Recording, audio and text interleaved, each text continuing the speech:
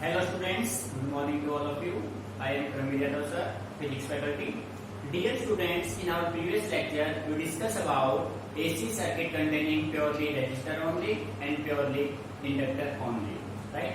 So dear student, in our today lecture we discuss about AC circuit containing purely capacitor circuit, right?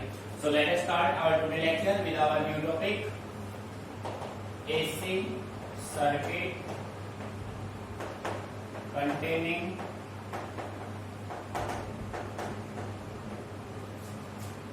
purely capacitive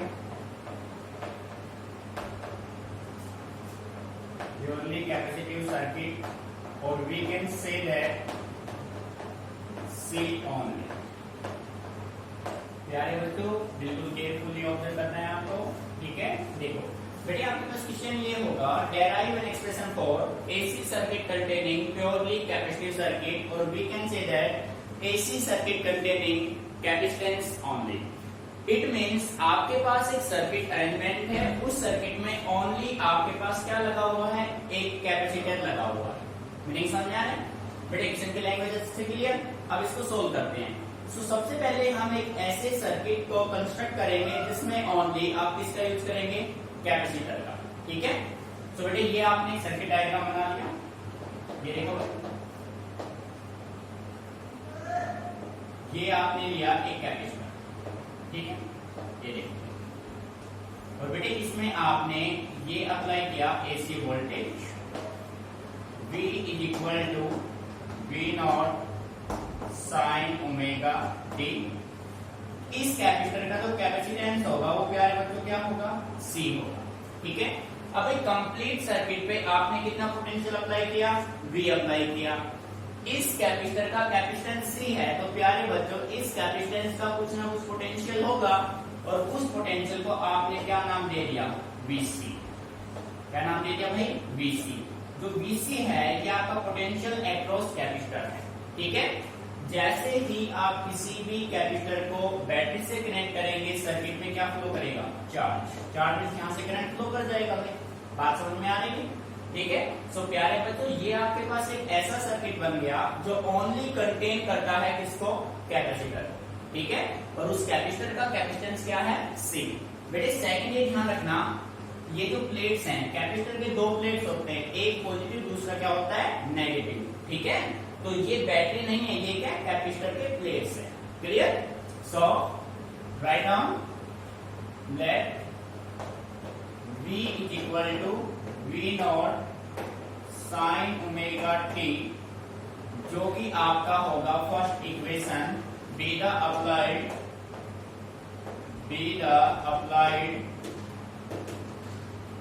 AC voltage. ठीक है?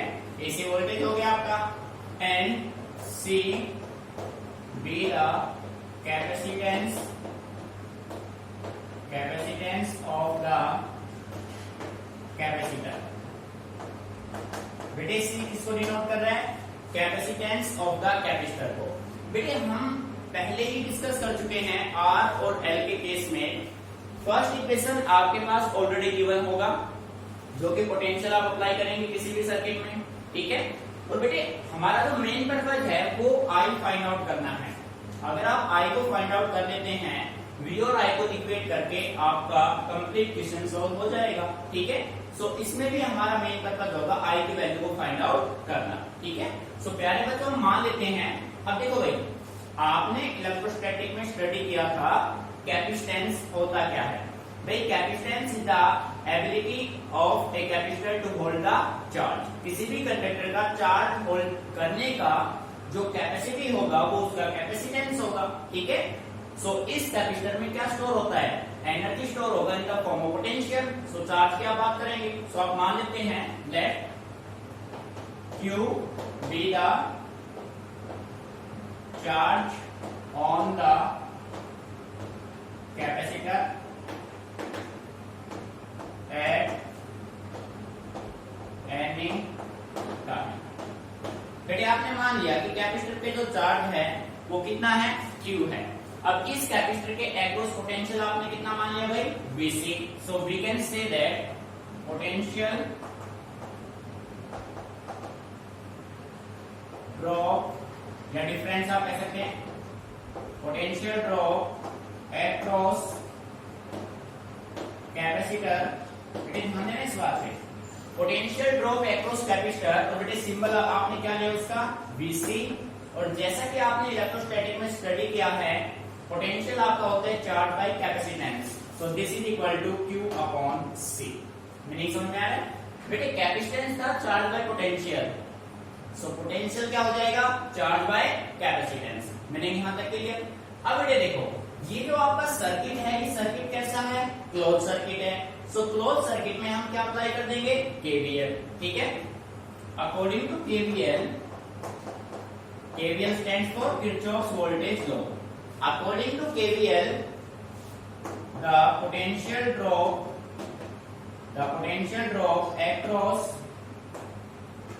across capacitor is equal to the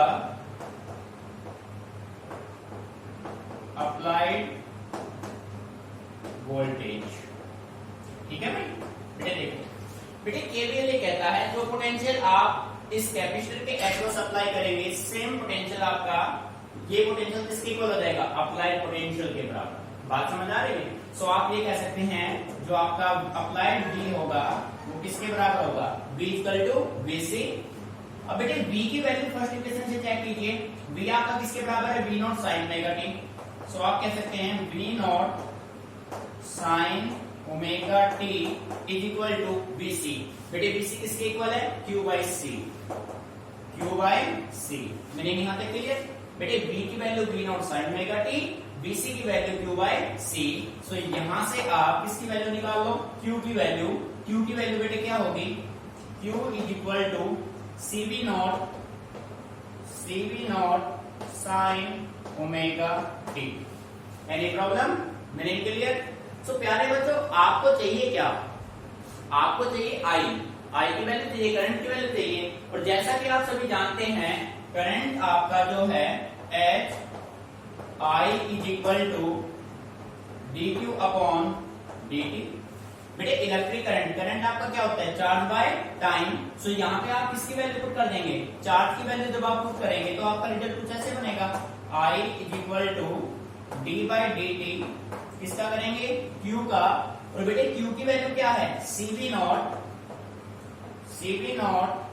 sign omega T. नहीं समझ में आ रहा है? सो प्यारे बच्चों, आपको D by D T differentiation करना है किसका?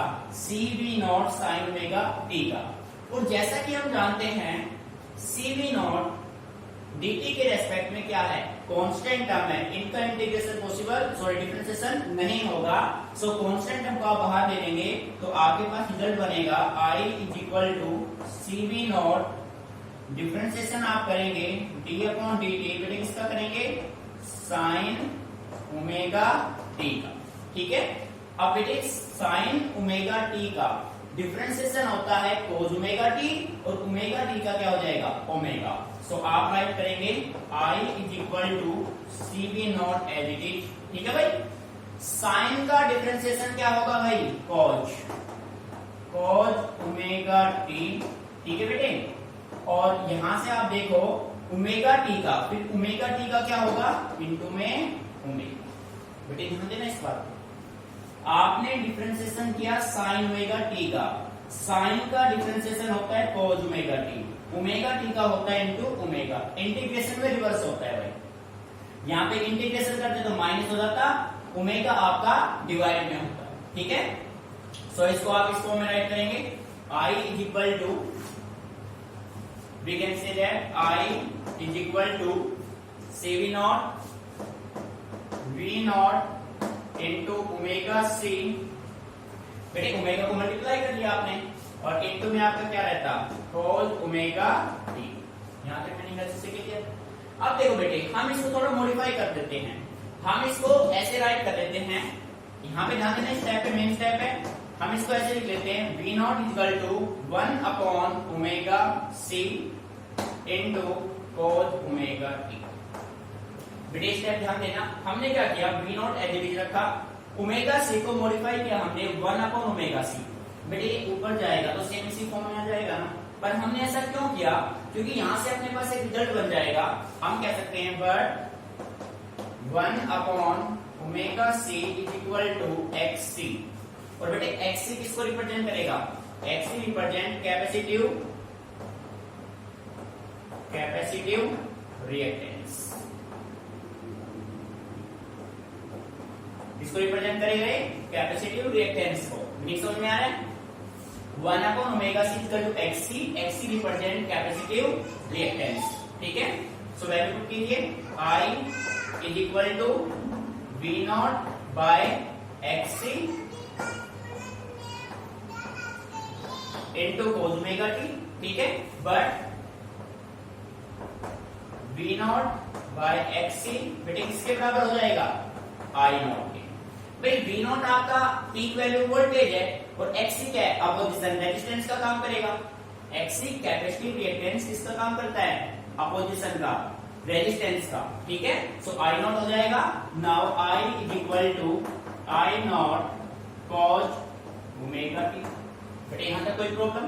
अब ये फंक्शन आपका साइन में है, ये आपका किसमें है, कॉस में, तो इसको भी आप चेंज कर दो।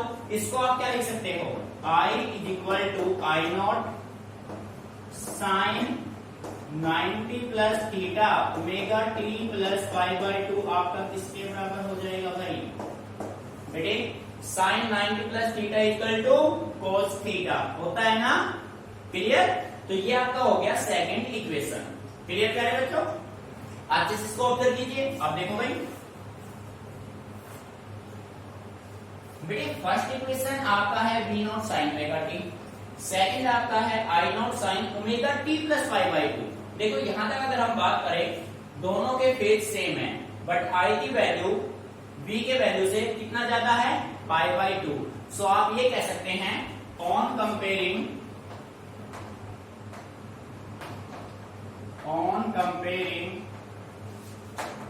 Equation first and second, we see that I leads, किसको लीड कर रहा है भाई, V को, बाय फेज डिफरेंस π/2। देखो बेटे ध्यान देना इस बात पे, भाई सब कुछ अपने पास मैथमेटिकली सॉल्व किया हमने, कुछ भी रटना नहीं चीजों को हमें। बेटे I आपका आया I naught sine omega t plus π/2।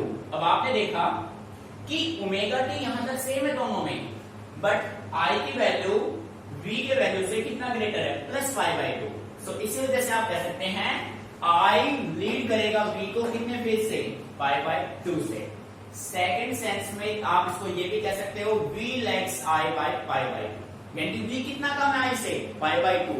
I कितना ज्यादा है V से, π/2। डिफरेंट लैंग्वेज में आप यूज किया, बट मीनिंग क्या है, सेम है। ठीक है, अब प्यारे बच्चों इन्हीं दोनों इक्वेशन के बेस पे आप इनके क्या बना देंगे, फेजर डायग्राम। ठीक है, देखो बेटा अभी वो भी नहीं करना है, इनके फेजर हम बनाएंगे तो ये फॉर्मेशन बनेगा। बेटे ये हो गया आपके पास यहाँ पे V और I, ठीक है, और यहाँ पे हो गया टाइम। अब देखो ये तो आपके पास फिक्स है, इसमें कोई चेंज आपको करना ही नहीं है। ये पीक वैल्यू किसकी है, पोटेंशियल वोल्टेज की। बेटे फर्स्ट का तो अपना सेम है भाई, उसमें तो कोई चेंज हमें करना ही नहीं है। ठीक है, अब देखो, अब बात करें हम I की, तो यहां से देखो I कितने से लीड कर रहा है, π/2 से। तो आप ये कह सकते हैं ये जो फॉर्मेशन बनेगा ये आपका कुछ ऐसा बनेगा।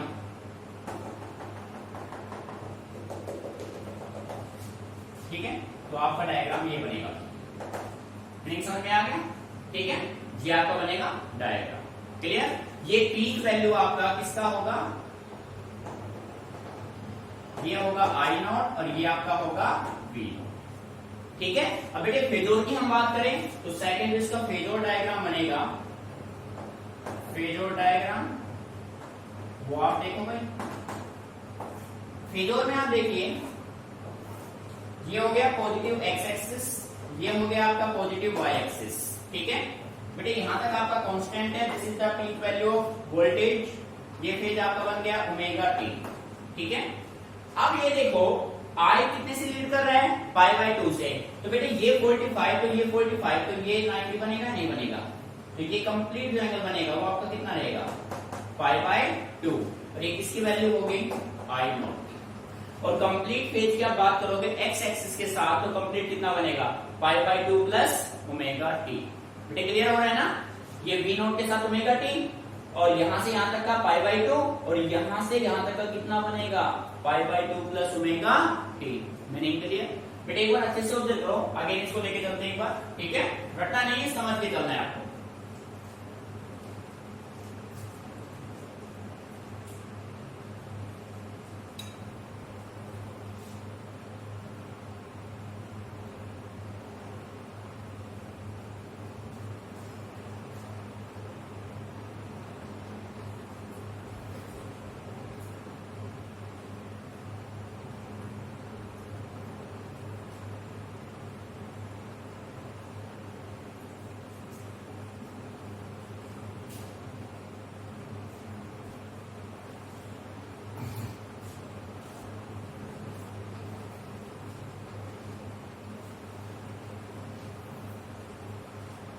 सो डियर स्टूडेंट, कॉपी हो गया होगा, एक बार फिर चेक करते हैं इसको। बेटे समझना है आपको, बस एक बार अच्छे से समझ लिया, उसके बाद आपको कोई प्रॉब्लम नहीं होगी, कंप्लीट मैथमेटिकल सेकंड में आप इसको कर पाएंगे। देखो बेटे, आपको फाइंड आउट करना था AC circuit containing purely capacitive circuit, means आपके पास एक ऐसा सर्किट है जिसमें ओनली क्या लगा हुआ है, ओनली कैपेसिटर। ठीक है, तो ये आपने एक सर्किट बना लिया, इस कैपेसिटर का कैपेसिटेंस कितना आपने मान लिया, C मान लिया, पूरे सर्किट का पोटेंशियल है V, और इस कैपेसिटर का पोटेंशियल आपने कितना मान लिया, BC मान लिया। ठीक है, ये देखो बेटे, potential drop across capacitor BC आपका हो जाएगा Q बाय C। जैसा कि आप जानते हैं कैपेसिटेंस होता है चार्ज बाय पोटेंशियल, तो बेटे पोटेंशियल हो जाएगा चार्ज बाय कैपेसिटेंस। ठीक है, आप देखो, अब आपने इस क्लोज लूप में, इस क्लोज सर्किट में क्या अप्लाई किया, किरचॉफ्स वोल्टेज लॉ।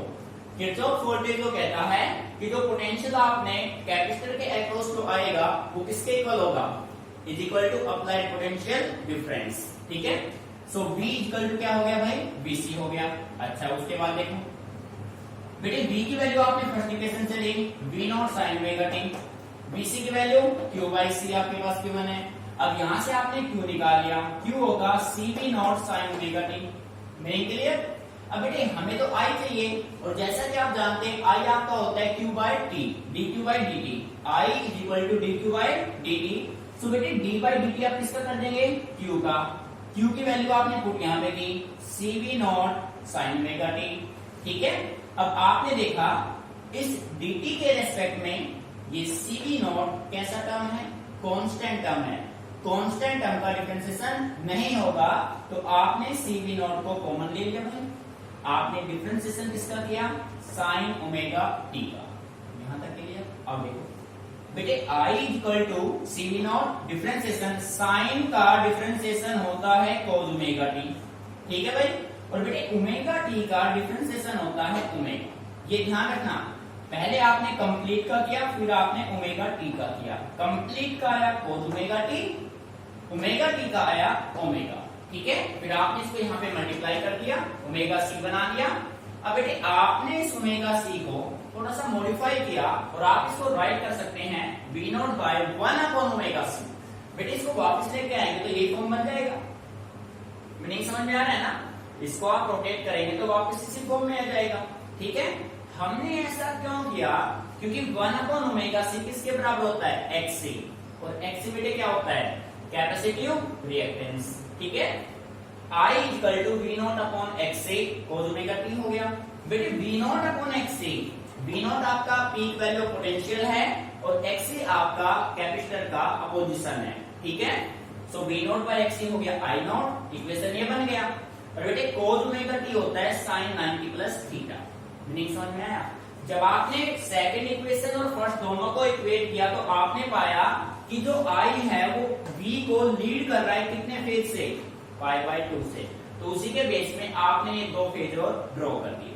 ठीक है बेटे, क्लियर। अभी किसी को कोई प्रॉब्लम, किसी बच्चे को फिर भी कोई प्रॉब्लम आती है बेटे आप डिस्कस कीजिए, रटना नहीं है, चीजों को समझ के चलना है। ठीक है, क्लियर। सो प्यारे बच्चों, अब हम यहां से जो आपके पास एक न्यू वर्ड बना कैपेसिटिव रिएक्टेंस, इसको समझते हैं। व्हाट इज कैपेसिटिव रिएक्टेंस, ठीक है।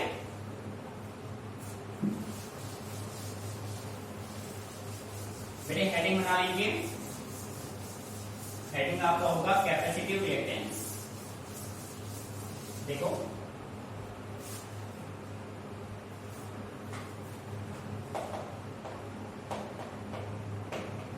कैपेसिटिव रिएक्टेंस,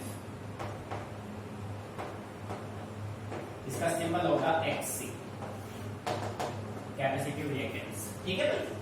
सो हम ये कह सकते हैं capacitive reactance is the opposition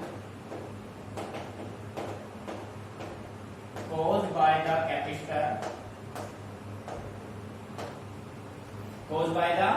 capacitor to the flow of current through it। ये देखो, आपके पास एक सर्किट था, इस सर्किट में से करंट फ्लो कर रहा था, उस करंट को अपोज कौन करेगा? Xc, कैपेसिटिव रिएक्टेंस, ठीक है। तो आप कह सकते हैं इट इज रिप्रेजेंटेड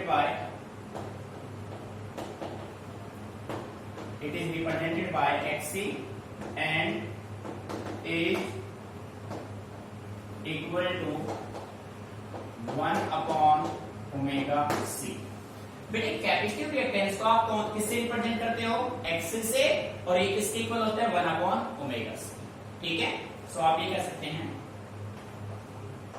अब देखो, हम सर्किट में डीसी को अप्लाई कर सकते हैं नहीं कर सकते, उसके बारे में बात करते हैं। डीसी अगर सर्किट में आप सप्लाई करेंगे तो कैपेसिटर उसको अफेक्ट करेगा या नहीं करेगा, उसको चेक करते हैं।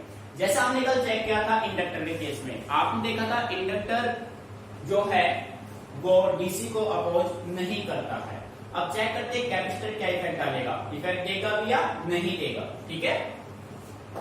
For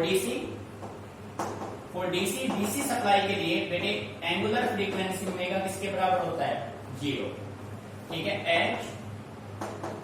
Xc equal to 1/ωc। अब बेटे ओमेगा की वैल्यू क्या होगी? 0। सो Xc किसके बराबर होगा?